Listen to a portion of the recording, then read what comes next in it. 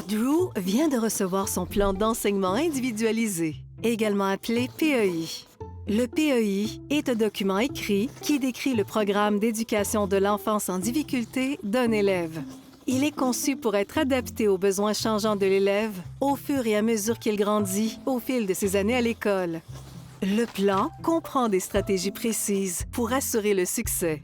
Les adaptations du PEI modifient la façon dont l'élève apprend la matière par des stratégies d'enseignement et d'évaluation, de soutien ou d'équipement. Et les modifications changent ce qu'un étudiant apprend ou ce qu'il est censé apprendre. Cela signifie que le programme peut être changé ou modifié.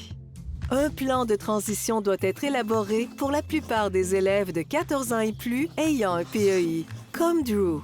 Le seul moment où un plan de transition n'est pas nécessaire, c'est lorsqu'un élève est identifié comme surdoué.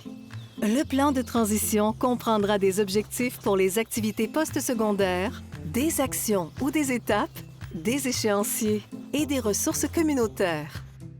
Dans certaines situations, le contenu du PEI peut sembler erroné.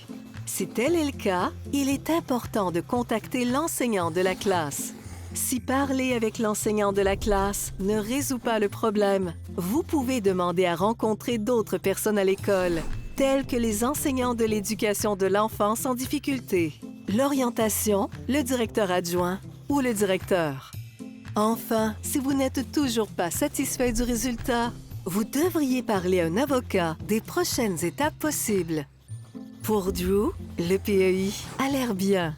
Les plans sont conçus pour le soutenir ainsi que tous les élèves dans leur parcours scolaire. Pour en savoir plus, visitez le jfcy.org.